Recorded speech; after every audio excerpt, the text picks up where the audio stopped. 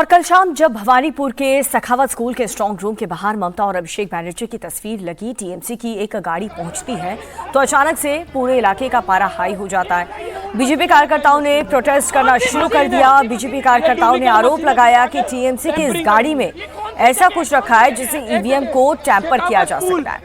BJP के कार्यकर्ता गाड़ी के सामने खड़े होकर गाड़ी की जांच करने की मांग करते रहे, लेकिन टीएमसी की ये गाड़ी नहीं खुली और जो आरोप उन पर लग रहे थे उस पर क्लैरिफिकेशन भी नहीं दिया गया।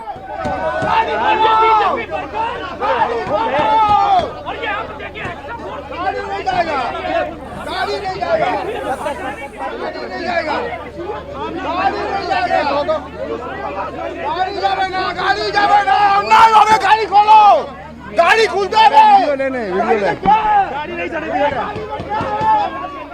क्या छुपा रहे हैं?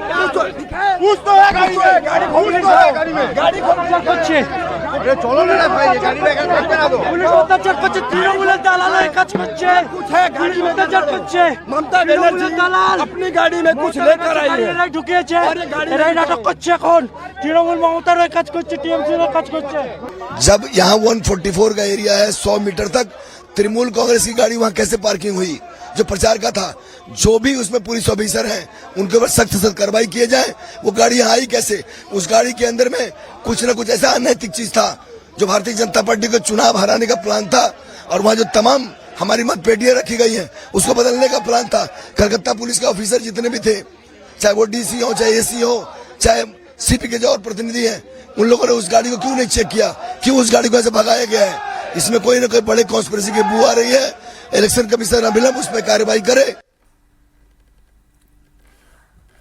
तो ममता बनर्जी रात करीब 12:15 बजे, सोचिए 12:15 बजे भवानीपुर के सखावत स्कूल के स्ट्रांग रूम से बाहर निकलने के बाद अपने घर ही जा रही थी तो उन्होंने मीडिया को एक वीडियो दिखाया और आरोप ये लगाया कि देखिए किस तरह से गड़बड़ी की जा रही है। उन्होंने एक शख्स का नाम भी बताया और आरोप ये लगाया कि गड़बड़ी की जा रही है। इसके साथ ही जब उनसे ये पूछा गया कि टीएमसी की गाड़ी स्ट्रांग रूम के करीब कैसे पहुंची रात 12:15 बजे, तो इस पर ममता ने कहा कि इसका जवाब सेंट्रल फोर्स के अधिकारी देंगे जिन्होंने गाड़ी को अंदर जाने की परमिशन दी। आप पढ़ लो, मैं नाम नहीं बताएंगे।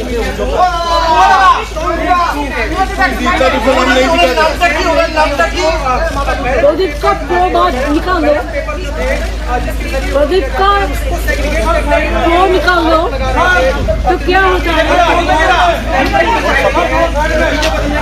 दीप होता है, ये है प्रजापति। प्रजापति अरे भाई प्रदीप बोली ना, बोले कि पोता बात का निकाल लो। अच्छा बोझे नहीं इस तरह का वीडियो आप समस्या पड़े दीदी ये क्या है? क्या दिखा रहे हैं? একটা গাড়ি वीडियो से है, उन्होंने फेस टाइम लाइव कर रहे हैं। आप लोग फेस टाइम देख लो ना, फेस टाइम में फेस टाइम लाइव कर रहे हैं। सुना सामने कौन दीदी कौन গাড়ি নিয়ে সমস্যা করছে দিদি? এই 100 মিটারের মধ্যে গাড়িটা কেন ঢুকলো? আরে ওকে ঢুকতে দিয়েছে সেন্ট্রাল কোর্ট, এটার উপরে চাপ আছে, এটা কি করবে? আর তো দুটো তিনটে দিন কেন ঢুকতে দিয়েছে জিজ্ঞেস করো। অন্য কাউকে ঢুকতে দিচ্ছে না, ওদের কেন দিয়েছে? আমার তো দেখো, আমার এখানে ইলেকশন কমিশনের স্ট্যাম্প আছে, আমার কার পার্কিং আছে, চিফ ইলেকশন এজেন্টদের কার পার্কিং আছে, যারা এজেন্ট আছে তাদের স্লিপ আছে। তো ওদের পার্টি গাড়ি ঢুকিয়ে এখানে হামলা করছিল কেন? ওরা জান না আমি এখানে একবার বললে কলেজ ট্রেনে 10,000 ছেড়ে চলে আসবে, সেটা কি ভালো হবে? সামলাতে হবে তো বলতে হবে। আপনাদের একটা গাড়ি ছিল, সেটা নিয়ে সমস্যা করছিলেন। আমাদের গাড়ি এসছে বিকজ চিফ ইলেকশন এজেন্ট এসছে, ওদের এসছে। मैम सीईओ कह रहे कि दीदी পরে চিফ ইলেকশন এজেন্ট ওদের এসছে, ওদের একটা। तो स्ट्रांग रूम की सुरक्षा को लेकर के टीएमसी और भारतीय जनता पार्टी के बीच जमकर के हंगामा हुआ। वहीं ममता बनर्जी के मौके पर पहुंचने के बाद से बीजेपी कार्यकर्ता भड़क उठे और आरोप ये लगा रहे थे कि टीएमसी वोट में गड़बड़ी करने की फिराक में है। तो यहाँ पर आरोप प्रत्यारोप लग रहा है। बीजेपी और टीएमसी एक दूसरे पर आरोप लगा रहे हैं। टीएमसी आरोप लगा रही है स्ट्रांग रूम में ईवीएम में गड़बड़ी की गई है, जबकि पोस्टल बैलेट की छटनी की जा रही थी। चुनाव आयोग की तरफ से ये जवाब दिया गया इस आरोप का। टीएमसी ये भी आरोप लगा रही है कि बिना जानकारी पोस्टल बैलेट को खोल दिया गया। सभी दलों के सूचना के बाद ही ये बैलेट खोला गया। काफी इंतजार के बाद पोस्टल बैलेट बॉक्स खोले गए हैं। जल्दबाजी में कुछ नहीं किया है। चुनाव आयोग की तरफ से ये जवाब सामने आया। तो टीएमसी कई आरोप यहां पर लगाती हुई नजर आई। बैलेट पेपर को लेकर सवाल उठाए। ईवीएम की में गड़बड़ी बताती हुई नजर आई ममता बनर्जी।